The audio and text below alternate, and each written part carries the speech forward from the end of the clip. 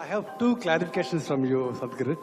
First thing is, India from time immemorial has been producing lot of philosophers, social reformers like you. Really? Then how can I evaluate you that you don't belong to Ram Rahim category? That's first question.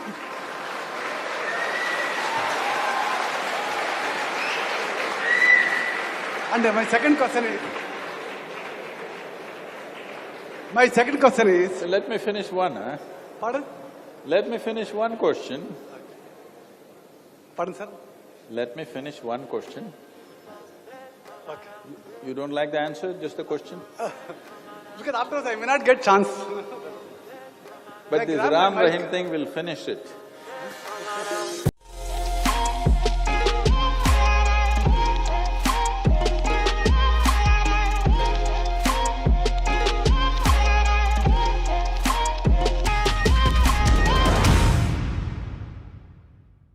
So, you said India has produced many philosophers and social reformers from time immemorial. I think you got it completely wrong on that note, because India never produced social reformers or philosophers. Philosophy is one thing we always shunned. This is a land that always focused on nurturing human consciousness. This is why we look like such a big chaos, but still we manage. The entire world wonders, how the hell does India function? Yes, we are like a swarm of bees.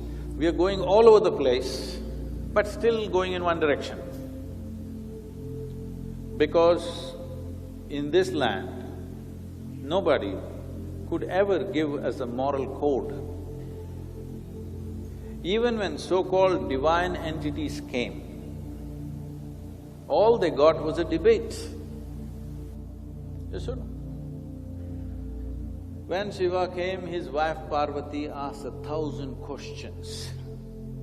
Entire Shiva Sutra is full of questions and questions and questions. He can't give a commandment and say, this is it. He has to explain. This is not a philosophy, this is a seeking. This has been always a land of seekers. When Krishna came, Arjuna, his dearest friend, how many questions? Endless amount of questions. Nobody could ever give a commandment or a moral code in this country, because here we believed the best thing is to stir up your humanity, not your morality. By fixing a moral code, today it looks like everything is in order, but tomorrow people will find a way to subvert the moral code and do their own thing anyway. The best way to bring about a certain order in the society is to stir up one's humanity. But if you give a moral code, it's a one-day's job. You can carve it on the rock and say, this is it forever. But if you want to stir up humanity, you can't do it to a crowd, you have to do one at a time, one at a time. It's a lifelong commitment to people around you. I don't know what you know about that, I don't know what to say about him. But at the same time, I want to tell you this country has produced the most phenomenal sages. Sages with incisiveness of mind and consciousness, that if you come after 10,000 years, still it makes sense what they said many thousand years ago. You are not looking at them. Right now, you have unfortunately come to a stage where your idea of a sage is Ram Rahim, because you have a silly idea of secularism, he exploited it with Ram Rahim. Your idea of secularism is Amar Akbar Antony, so he became Ram Rahim. I don't know why he's not Robert also, he did not add.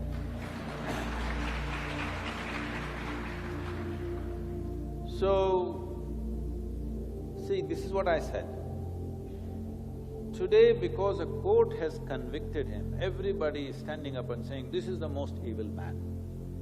The first day I saw him on a news channel,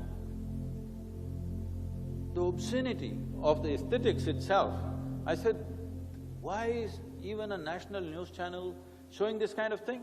Obviously, if you pay money, this whatever God business, what is the movie? He made one movie, no? What is that? Messenger of God. Ah. When he made this movie, then only you should have known the moment you saw the man. Now because the court has convicted, all of you are doing this. I said it the first day, this is a joke being played upon our society. You must stand up and say something. But no, all the news channels, all the intellectuals, everybody clapped their hand because they like the garish nature of what he's doing. But today, because the court is convicted, they are saying this must go because, first of all, this is the thing. When the court was to give a judgment, their people went about creating arson around the court. Why are they doing this? Because they believe, and many times unfortunately it's worked this way, that they can force the hand of law with violence or some force on the street. That's the reason why they're doing it. Similarly, many news channels are also believing by creating a certain force of opinion, they can force the hand of law. This must stop. If we want to become a law-abiding nation, our opinion should not be bigger than the law. Law should be the ultimate thing. So here, one thing is law, which is between you and me, because law is about how all of us can function together in the society.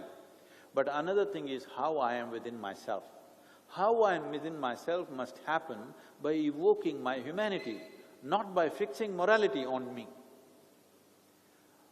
But if you want to evoke humanity, we need many people who are dedicated to that. I think it was very beautifully put when Adi Shankara spoke about it. He said, every one of you have tasted a mango, but all of you have not planted a mango tree. Because 10 people planted mango trees, 1,000 people are eating mangoes, the sweetness of mango they know. So these people, those 10 people for every 1,000 were there in the past, unfortunately they're missing. So here we are at a kind of a flux in the society right now, where we have no morality and where we have nobody to stir up our consciousness, not enough at least. So you're facing the kind of dilemma you're facing, all kinds of people are cropping up and filling that space. Just because you found one Ram Rahim, don't try to paint the entire clan black, because they don't belong to the same clan. You must understand, every sage, every seer, every yogi who came, he came absolutely as an individual. Maybe he was spawned by a certain tradition, but when he stood up on his own dint, on his own clarity of perception. Those scholars who quote scriptures and other things are different, but every yogi, every mystic, every sage and seer who came always stood on their own clarity, and people who saw the clarity went to them, those who did not go to them. How Ram Rahim things become popular, it is like a cinema thing, okay?